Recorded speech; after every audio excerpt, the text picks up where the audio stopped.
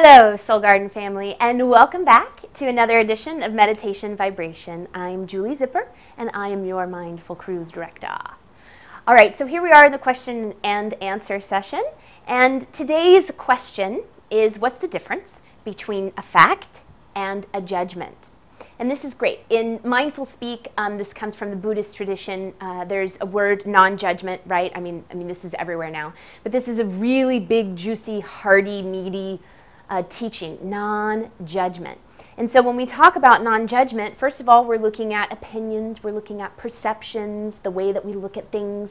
You know, this is my judgment of the situation. Judgments can be good or bad, right? They're not just negative. I have a judgment that this meal is really good. That's a judgment. It's just an opinion.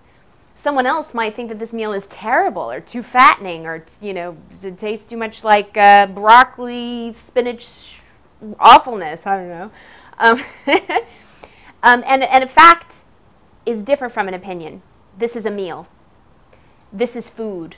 There is food in front of me right now. What I feel, what I think about it, that's the judgment. So when we're talking about the practice of non-judgment, and let's look at people because that's often where it comes up, right? Let's say that I had a boss that I didn't like, and I had a judgment that this boss was condescending, didn't know what he or she was doing, and was a terrible boss.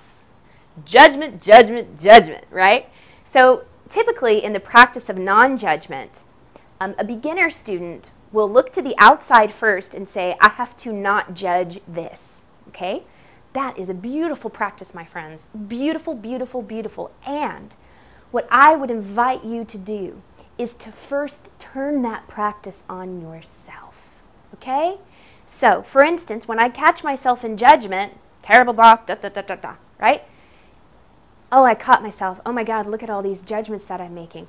Oh my gosh. I'm like really bad. Like I've just been thinking nasty thoughts about my boss all day long. There's your opportunity to practice non-judgment with yourself. Okay, Julie, it's okay. You're learning, you're growing. Don't get caught in this downward spiral of judging someone else and then judging yourself because you're judging, right? Stop it right then and there. Stop it with yourself. Love yourself. Be in loving compassion with yourself just as you would a child. And then you can start to cultivate this beautiful loving compassion that spills over onto your boss, onto your neighbor, onto a family member, whoever it is that you're challenged with judgments with. Okay? And to that end, you know, we've been talking all this transit about when you change the way you look at things, the things you look at change. This is a Wayne Dyer quote. When you change the way you look at things, the things you look at change. Okay? So, if I'm looking at my boss with all of these judgments and all of these thoughts, is it going to be easier to change the way I'm looking at things from an external way first, or after I've started to love myself and build up this wellspring of love? Then all of a sudden I can look at my boss and that same compassion that I was giving to myself, it's much easier to begin to give it forward and to say, wow, I'm starting to see that they're really hard on themselves. I'm starting to see that she or he is really out of balance and is just trying to do the best that he or she can. Something like that, okay? So go with that. Practice non-judgment with yourself.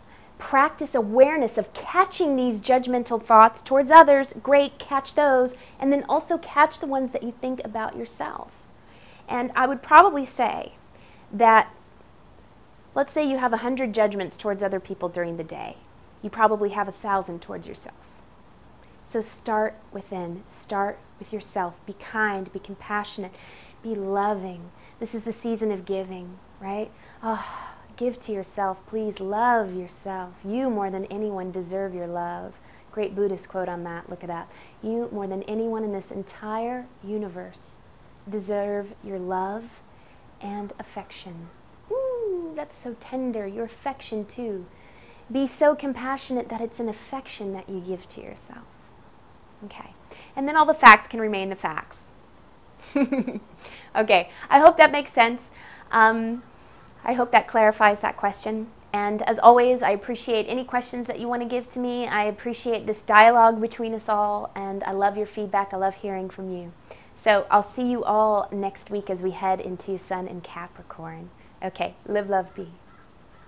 So God and